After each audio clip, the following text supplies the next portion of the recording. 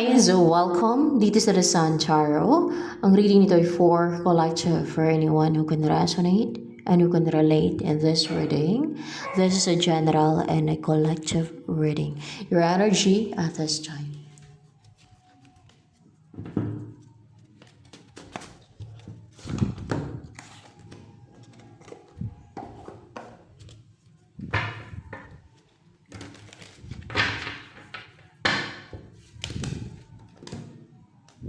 Two of Pentacles, you're not juggling now.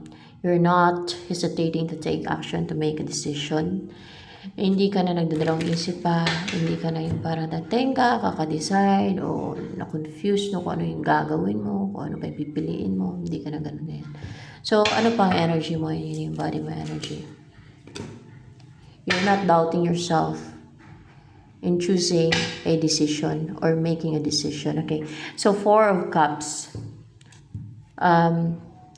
You're sad and lonely. Malungkot ka, namatamlay because you're not contented in your life right now. Kung ano yung situation mo ngayon, kung ano yung buhay mo ngayon, maybe sa love life mo, hindi ka contented.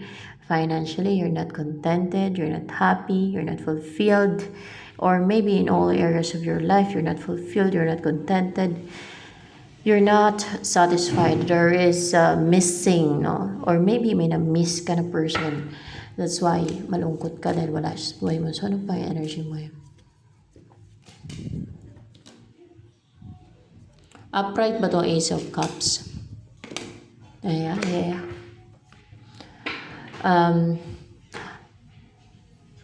Naka-ano na ngayon yung ano yung cup mo, naka-sahod. Ma-receive mo na yung blessing, which is abundance to guys, or maybe a new love. Oh,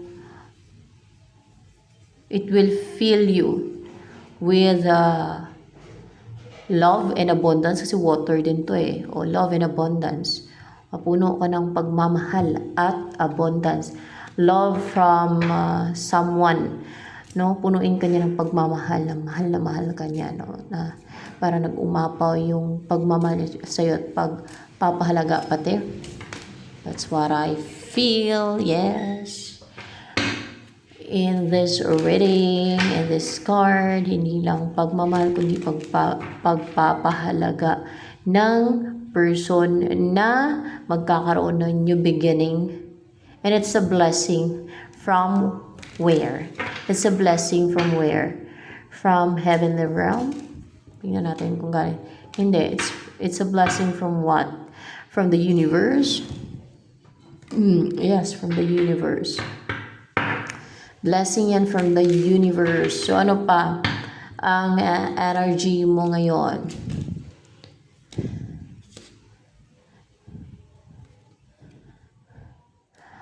Upright ba itong Six of Swords? Let's see. Yes. Clarified by Devil. May lumalayo sa'yo. May umiiwas sa'yo. Devil ba itong umiiwas sa'yo? Devil? See? Lumalayo sa'yo yung Devil. Umiiwas sa'yo yung Devil. Hindi dumidiretso sa'yo yung Devil. Umiiwas, lumilihis. O lumalayo, no? Because you are stable, buo, firm, solid, and na-attract may opportunities kasi mong ruruan tong Devil na to sa buhay mo. Man-destroy, hindi ka niya man-destroy, buka. Ano to, nasisilaw sa'yo? Na parang ginto. Nasisilaw sa'yo na parang kang ginto. That's why. Lumalayo, umiiwas. Kasi nasisilaw na parang ginto ka na makinang. And solid ka. You're victorious over the devil. Ano tong devil na to na umiiwas sa'yo? As in a fallen angel?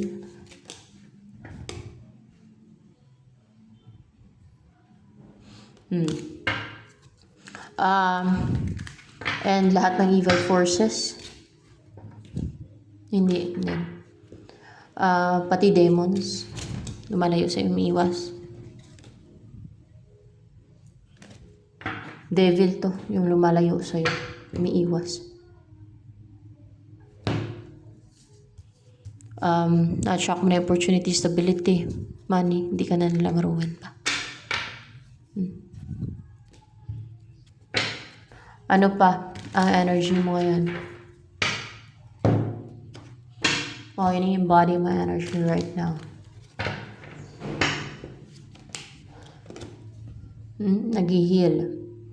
Balance, naging balance yung chakras mo, nagiging open, no? Nagiging active, at parang may apoy, no? May apoy na. They cannot touch you. They cannot enter you. And nagsimula na magkaroon ng growth sa'yo. Growth. Nag-grow ka. And nagiging flexible.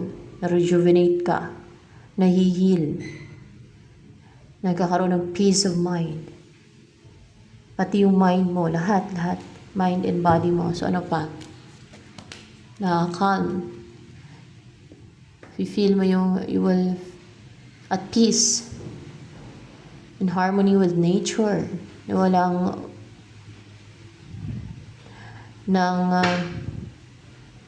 gugulo sa buhay mo. Your mind is peaceful.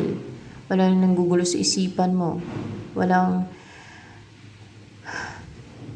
nagbibigay sa'yo ng stress. Yan kasi yung devil na yun. Yun ang nagbibigay sa'yo ng stress. So yan. Masculine and feminine.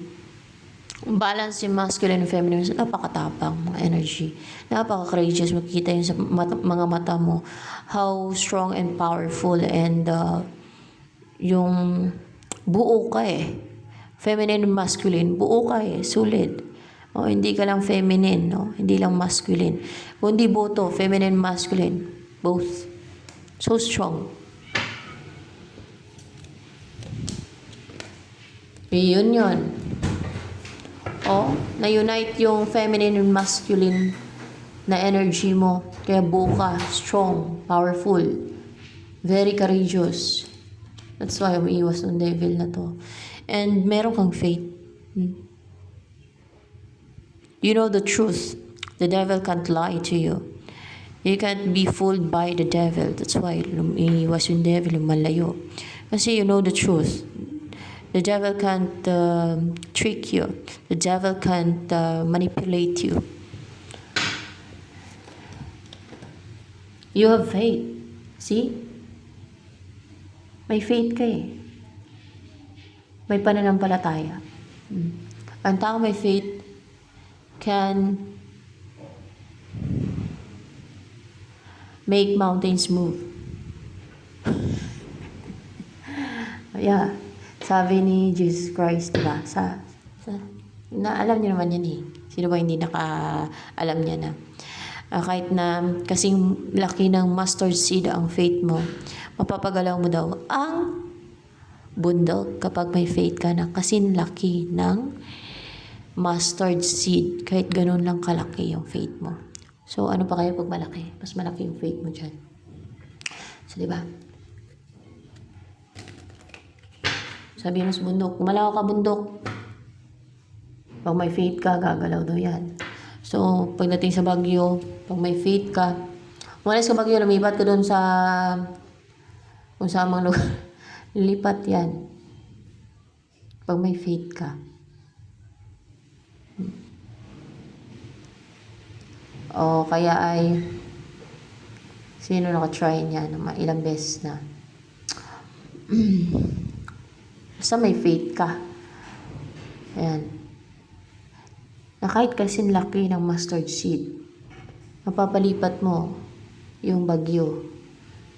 O mapaalis mo yung bagyo. Mga ganun ba? O kaya magpagalaw mo na yung bundok. O, parang napaka-imposible, di ba?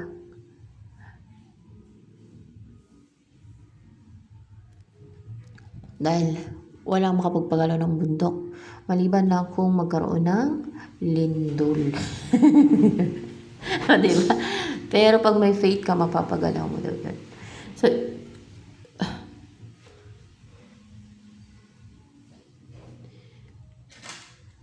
iba naman yun sa kanta ng Love Can Move Mountain. Iba naman yun. Yan naman ay Faith Can Move Mountain. O, diba? Your faith can move mountain. You can try that. Sabi mo, bundok, gumalaw ka. Pag gumalaw, may faith ka talaga. Wag lang yung namalikmata ka. Diba?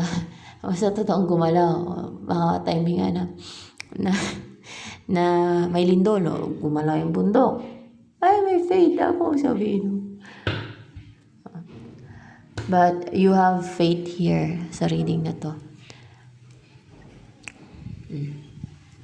So ano pa? Ang darating sa'yo, o mag-improve sa'yo. Darating, o mag-improve, mga ganun. Yung lakas mo, yung strength mo, o yung courage mo, yung tapang mo,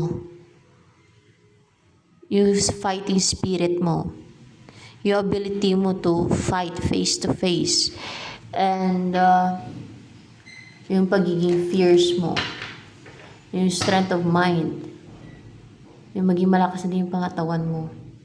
Ano pa yung darating sa'yo?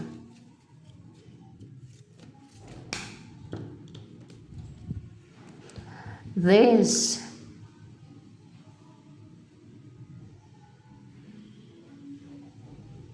person ba itong darating sa'yo? Person? Yeah, it's a person. Yan ang darating sa yung person na to. Na pinakita niya yung totoong siya. Tinanggal niya yung nag-unreveal siya ng face niya, personality niya, pagkatao niya, mga ganun, or identity niya. Tinanggal niya yung nakatakip sa face niya, sa identity niya, sa personality niya, sa pagkatao niya. Pinakita niya yung totoong siya. Yung totoong pagkatao niya, totoong basta meron siyang pinakita. Pero this is someone na macinature, simple. This is someone na very brave din. This is someone na mapagmahal sa mga animals or connected sa mga animals. This is someone who loves nature, who loves in the forest, to spend time with animals and outdoors. Mga ganyan ba?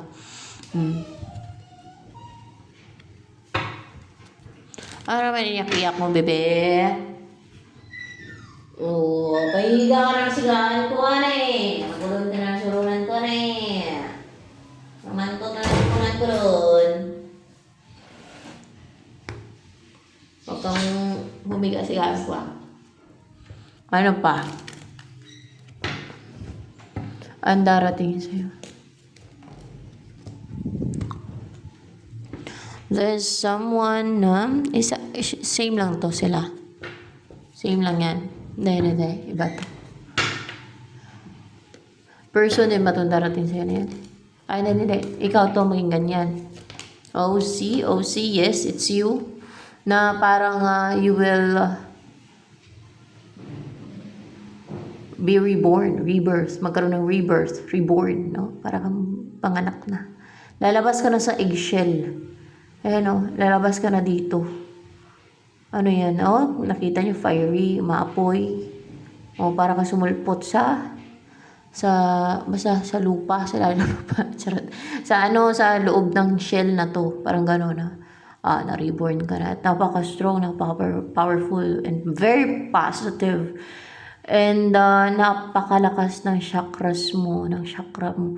Napakalakas ng sacral chakra mo. You have a strong desire to, and you have a strong desire to love, to do what you want, na ma-achieve mo yung goals mo.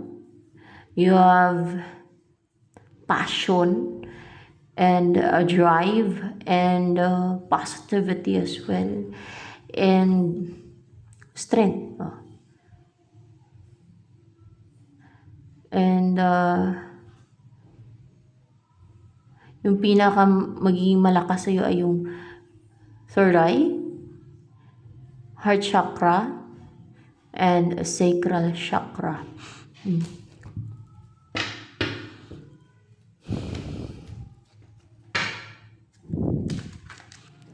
Ano mangyayari sa'yo?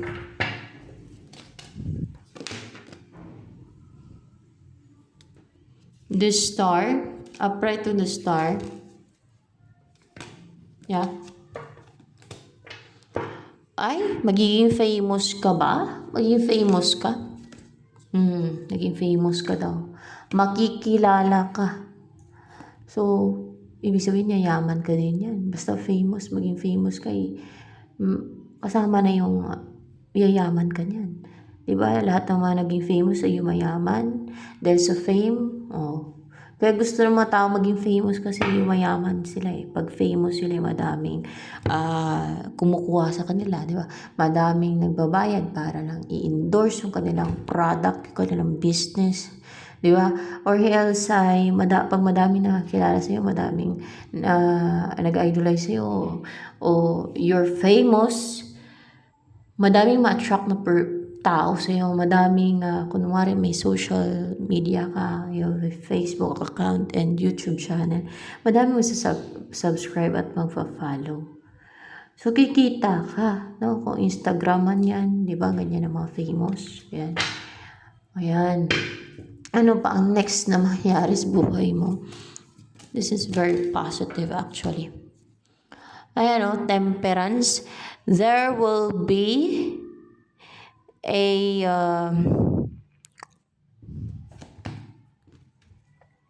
ano to eh, pwedeng alignment, magkakaroon ng alignment. What's with the temperance here na mangyayari sa buhay mo? For more clarification, alignment to with your destiny. It's your destined person. It's your destined person. Let's see.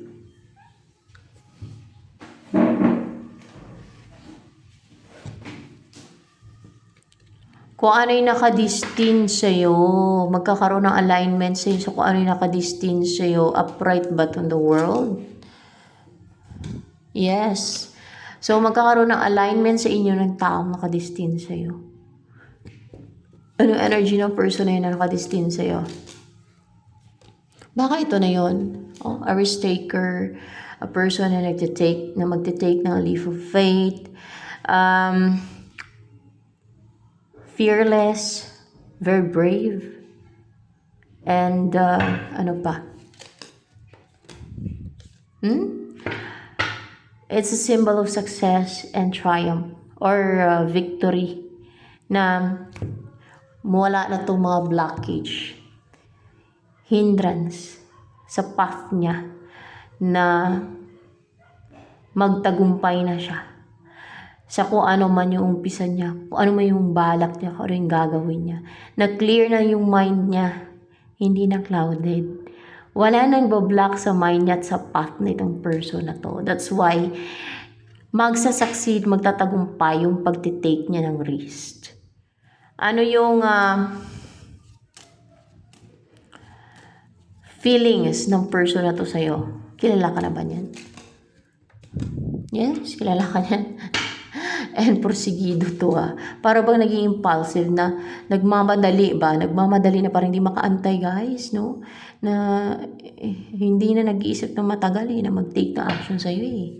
Hindi niya na pinapapaliban pa eh. So wala na siyang patumpik-tumpik pa. Para naman makarecover na siya sa stress o insomnia. Bakit nag-overthink ba yan sa'yo? Hindi makatulog? Oo. Dahil mukhang ready na talaga na parang hindi makaantay ba? Parang hindi makaantay. Parang nagmamadali talaga to, nagiging impulsive na nagmamadali na mai-offer sa yung offer niya. Ano ba tong offer niyan sa iyo ng person na yan? Ba't nagmamadali talaga yan? Yung upright ba tong Five of Pentacles? Let's see. Hindi, in reverse siya. In reverse talaga siya. Palang pa kasi yan eh. Yung hindi ka na niya i-ghosting, yung makipag-communicate na to sa'yo, yung hindi nakulang yung attention na ibibigay niya sa'yo, yung panahon na talaga mapuno ka na ng attention niya at pagmamahal nga at pagpapahalaga from this person. So yan na yun. Yan na yun. Kasi magkakaroon nga ng new beginning yun. And it's a blessing from the universe. Ano ba yung offer niyan sa'yo na parang hindi makapag-antay na maibigay niya na sa'yo o may offer niya sa'yo? Ang mapangasawa ka with the Empress. Ang mapangasawa ka, ang puntahan ka niya, o ang puntahan ka niya, ang mamuhay kayo ng wini-wish niyang buhay, o ang mamuhay ka ng masaya, contented, happy. That's why magiging magiging famous. Maring dahil sa person na to. Dahil ba sa person na yan, magiging famous ka? Siya ba ang magdadala? Yes, dahil sa kanya magiging famous ka. Siya ang magdadala sa iyo ng fame o magbibigay ng fame, or siya ang dahilan kung bakit ka magiging famous pag naging mag-on na kayo, pag you will be together. Ayan, pag nakilala na kayo in the public, or basta dahil sa kanya maging famous ka. At mawala na yung ghostingan kung ginosting ka nito, kung past person mo wala na. Kung nanahimik to na, kunwari may gusto sa'yo, o gusto ko niyang kausapin, na hindi niya ginawa, ay mag-break na yung cycle na yun, kakausapin ka niya, hindi na siya maging guarded pa. Never na siya maging guarded pa. So ano pa? Ang message ng nag-guide dito ngayon. Ano ba nag-guide dito ngayon? Angels ba? Ng light? Hindi. Sino nag-guide dito ngayon? Si Jesus Christ. Yeah. Si Jesus Christ daw.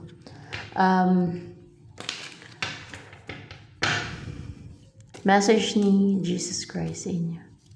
Sa'yo. Siyempre kung sino nakuha ng reading yan. Your desire is within reach. So kung ano yung dinidesire mo is within reach, no? Have faith as everything is working in your favor. So yan. So ito na lamang guys. Ang dami ba nagkakagusto sa'yo? Let's see. Para kung... Pero yan na yung destiny mo, yung tao na yan eh.